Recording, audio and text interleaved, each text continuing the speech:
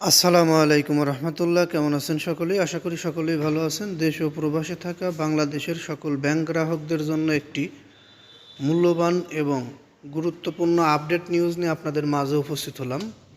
আপনারা এখনকার নিউজটি পুরোটা জানার পরে একটু হলেও আশ্বস্ত হবেন, বিশেষ করে যারা দুর্বল ব্যাংকের গ্রাহক বা বিভিন্ন সময়ে দুর্বল হয়ে পড়ার পরে এখন মোটামুটি সবলের ধারাবাহিকতা বজায় রেখে যে ব্যাংকগুলো এগিয়ে চলছে সেই ব্যাংকের গ্রাহকরা। আমরা এই নিউজটির মধ্যে কিছু গুরুত্বপূর্ণ তথ্য সাজিয়েছি। তার মধ্যে প্রথমে যে বিষয়টি বলে নিতে চাচ্ছি সেটি হচ্ছে বাংলাদেশ ব্যাংকের গভর্নর। বাংলাদেশ ব্যাংকের গভর্নরকে স্বৈরাচার বলা হয়েছিল। কেন্দ্রীয় ব্যাংকের 3 কর্মকর্তা সেটি বলেছিল। কী কারণে বলেছিল এই বিষয়টি আসলে আমরা সবাই একটু করে জানার চেষ্টা করেছি। বাংলাদেশ ব্যাংকের governor doctor Ahsan H Mansur অন্তর্বর্তীকালীন সরকারের আমলের নিয়োগ পাওয়া। উনি আসার পরে বাংলাদেশের ব্যাংক খাতটিকে ঢেলে সাজানোর জন্য অনেক সিদ্ধান্ত নিয়েছে। সকল সিদ্ধান্তই যে একটা ব্যক্তির ভালো হয় বা সফল হয় ঠিক ওই রকমটা নাও হতে পারে। তবে বর্তমান গভর্নর ডক্টর আহসান এইচ মনসুরের কিছু সিদ্ধান্তের কারণে বাংলাদেশের অর্থনৈতিক খাত অর্থাৎ ব্যাংক খাতটি ঘুরে দাঁড়ানোর একটি প্রক্রিয়া চলে এসেছে। এর ধারাবাহিকতায় বাংলাদেশ ব্যাংকের গভর্নর সিদ্ধান্ত নিচ্ছে, কাজ করছে, সরকারের অনুমতিক্রমে করছে, বিভিন্নভাবে চলছে।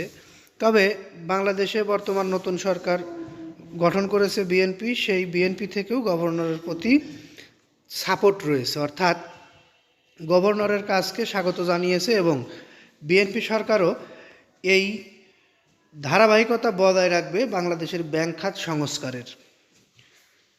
এখন যে 3 জন ব্যক্তি বাংলাদেশ ব্যাংকের গভর্নরকে স্বৈরাচার বলে আখ্যায়িত করেছিলেন তাদেরকে সেখান থেকে বের করে দেওয়া হয়েছে। অর্থাৎ বর্তমান যে বাংলাদেশ ব্যাংকের গভর্নরের কাজকাম সেটা নতুন সরকারেরও পছন্দ হচ্ছে, এটি তার প্রমাণ। যাই হোক, আমাদের এইভাবে ধারাবাহিকতা বজায় রেখে যদি ব্যাংক খাতটি সুন্দরভাবে পূর্ব যে পরিস্থিতি ছিল বা ভবিষ্যতে তাদের একটি অবস্থান যেটা থাকা উচিত সেইখানে বা সেই পর্যায়ে যায়, তাহলে এটি বাংলাদেশের সকল নাগরিকদের জন্য অনেক সুখবরও বলতে পারেন, অনেক কল্যাণকর, বা এটাকে যে বলা হয় এটা অনেক সুবিধাজনক। বাংলাদেশের ব্যাংক খাতটি নিয়ে গ্রাহকদের আস্থাই হারিয়ে গেছে। বিভিন্ন ব্যাংকে টাকা রেখে টাকা তুলতে পারছে না গ্রাহকরা। তারপরে ব্যাংক খাতের প্রতি বাংলাদেশের গ্রাহকদের, বাংলাদেশের জনগণের আস্থা থাকে কিভাবে, এটাও একটি বিষয়।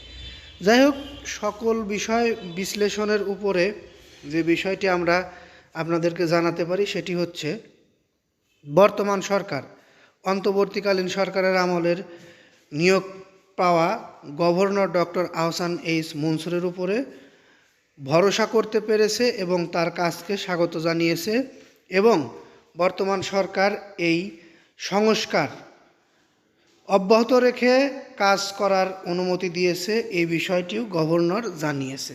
অর্থাৎ গ্রাহকদের জন্য এটি বড় সুখবর, কারণ একটি কাজ ধারাবাহিকভাবে হয়ে যাওয়া আর প্রথম থেকে শুরু করার মধ্যে অনেক পার্থক্য রয়েছে।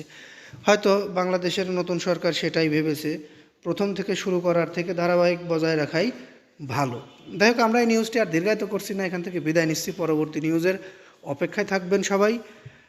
বিশেষ করে আমাদের চ্যানেলটি সাবস্ক্রাইব করে বেল বাটন অন করে রাখলে পরবর্তী নিউজ সবার আগে পেয়ে যাবেন। এই বলে এখান থেকে বিদায় নেই। ভালো লাগলে লাইক, কমেন্ট, শেয়ার করবেন। আসসালামু আলাইকুম।